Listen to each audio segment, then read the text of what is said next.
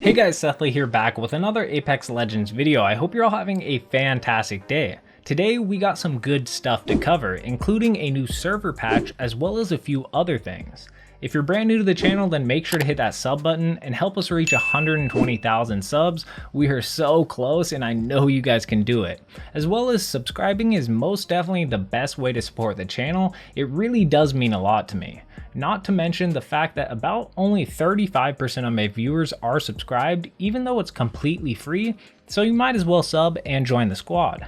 On to the new patch that was released earlier today. If you recall, there was an update a couple days ago and I made a video covering the changes, including fixes addressing Loba's tactical usability on World's Edge. However, they did say that there are still some known cases they're continuing to work on and it should work much better now.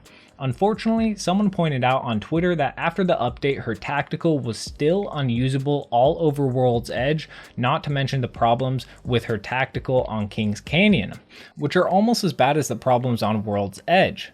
Jason McCord saw that tweet yesterday and replied, "Yep, we know, thanks. Heard the server fix didn't take. Team is working on it and it should be faster than last time." So we can definitively say that he is a man of his word because they definitely pushed out a patch with a fix faster than last time, because only a day later, earlier today, they tweeted out announcing a server patch that addressed Loba's problems as well as something else. They said server patch incoming. Today we pushed through a fix with these changes, starting off with improved usability for Loba's tactical on World's Edge. Hopefully this time is unlike the last and they won't have to address the same problem twice. But I can't be mad at them for that, especially since they followed up within a day, and every gamer knows how long other developers typically take for stuff like this. So all in all, we should definitely be grateful for how well Respawn listens to feedback and swiftly addresses it. Before you comment saying, "But Sethley, skill-based matchmaking is ruining the game and they still haven't addressed it," or some other form of getting mad at the devs for not doing enough, just remember the Fortnite community doesn't even get patch notes for updates. Epic literally hasn't released patch notes in seasons, at least as far as I know. So suffice to say, Respawn is doing very well, especially because they are still working from home, which is not even close to an ideal situation. Somehow they have done a really good job of keeping up the content. The second thing that Respawn said was fixed with the server patch is a bug that allowed Wraith to access her weapon while phasing. Now, if you saw my video from earlier today, I covered that exact bug and how it was added to the dev tracker recently, informing us that they were investigating the issue. But the good news is that it looks like they have already fixed it. However, we do also have to remember that even though they fixed Loba's tactical on World's Edge with this patch, there are still certain areas on King's Canyon where her tactical doesn't land correctly and they are still working on a fix. So I'll be on the lookout for any type of follow-up, that way I can keep you guys informed on everything. Now, I'm sure it will probably be fixed with the next update or server patch, since it is labeled as coming in a future patch on the dev tracker. There was also a change to the dev tracker they made right around when the patch was released. I almost didn't notice it, but the change is in the section of resolved issues. Specifically, the previously resolved issue that caused revives to be cancelled after Revenant's death protection wore off. Garza, a community manager for Respawn, added a note saying, "We are aware of a first-person issue when death protection wears off with legendary skins. This shows the user not reviving, but they are indeed still reviving." Now, this is the first time I've heard of that glitch, but I can see how that could be pretty confusing. While they didn't state if they have a fix ready and coming to resolve the issue in the near future, I'm sure we can expect a fix within a couple of weeks at the most. When I first checked the dev tracker before this video, there was one more thing that was different that I didn't notice. Luckily, I spotted it when I went back over everything. The difference is that they removed an issue that was listed under investigating. I don't recall ever seeing them do this in the past, but I could be wrong. It's not labeled as a resolved issue like everything else is when it's fixed, it's labeled as archived. So I'm not sure if that means the bug is no longer a problem, they couldn't fix it, or it was already fixed. There are a lot of different potential explanations for it, so I really don't know. The bug that's now archived is the one where loading screens and music packs appeared unselected even though they actually were selected. But yeah, I thought you guys would like to know about all of that, and maybe you can help me determine what it means for a bug to be archived. Comment down below your thoughts. I'm curious to read what type of explanations you guys can come up with. But the last thing that was added to the dev tracker at about the same time the patch came out is a new problem labeled under investigating. I was super surprised when I saw this because I couldn't believe people hadn't noticed or started talking about it yet. It's basically a buff that is the result of a bug in the game that's been in the game since who knows when. My guess is that it became a thing when the event came out, but it doesn't matter when it became an issue. What matters is it's still in the game. Now the bug causes what can only be called as a temporary buff to Pathfinder and Revenant, and it makes it so they take less damage from Caustic's Nox gas. So until they fix this, you guys can play Path or Revenant and have a decent advantage over enemy squads with a Caustic.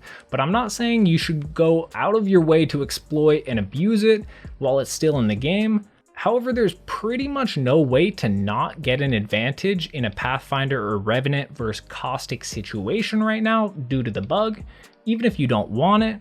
So I guess you guys can't really be blamed as like exploiting this bug because we literally can't do anything about it.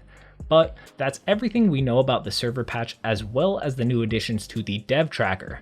But I did want to cover a few more things I saw on my timeline that I thought were pretty interesting. Someone tweeted at Jason McCord asking if there are going to be any deaf gaming community accessibility updates in the future, similar to Fortnite's visual accessibility for footsteps, etc. To be honest, I had never even thought about how Apex doesn't have any setting to assist the hard of hearing. We do, however, have settings for people who are colorblind, so why not have other settings to assist a wider range of people? Well, McCord replied saying that they were just talking about how they wanted to do more. I'm glad that there are people at Respawn like Jason McCord that have the drive to add new features in the game that will make the entire experience better for everyone. Now, lastly, I saw a conversation between a Twitter user and Jason McCord that I found fascinating, and I figured you guys would as well. The thread started with Jason posting a clip of him playing Apex, and somebody replied asking him what FOV he plays on. To my surprise, he replied saying default FOV, always have and always will. Now, I don't know about you guys, but there is no chance I could play like that, and why would anyone even want to? If I had to guess, I would say most people use between 100 and 110 FOV, which is drastically different from the default FOV, which I think is 90. It's no surprise that the person who asked the question replied with a simple why. McCord responded with some really good points that I never even considered. He said it's default for a reason. It's what makes the world look right and not viewed through the eyes of a rat. It also comes from a decade plus of making maps. I need to be able to accurately distinguish readability in characters and distance for engagements, and high FOV distorts that. And from a design point of view, I definitely agree how using the default would make it so you see the game the way the developers intended it to be seen. As well as I can see what he means by high FOV distorting readability in characters and engagement distances. But even though he made some good points, I still won't ever be caught using the default FOV, and I would never recommend it to a new player, but that's based on my personal experience. I personally started out playing Apex with 104 FOV because I thought 110 might be just a little bit too high, and I think I had seen like Shroud or something use 104 FOV. I'm not too sure where I got that exact number, but it ended up being my FOV, and I'm pretty sure a lot of other people use it, and as well as some pros. But after season 1 and halfway through season 2, I remember switching to 110 FOV because I wanted to see a wider range. I personally just thought it was time for a change, so I switched it up to 110 FOV. But after season 3, I switched back to 104 FOV, and I've been there ever since, and I've been really liking it. I don't know, it's obviously just personal preference, but I assume most of you guys are around the 100 to 110 range. For me personally, I feel like at 110, everything seems a little bit too small and kind of hard to distinguish people, like he said, character models from far away. So that's kind of why I use an in-between 104. Make sure to let me know down in the comment section below what you guys think about Jason McCord using default FOV and his explanation as to why he does it. Also let me know if any of you guys are the same and use default FOV as well.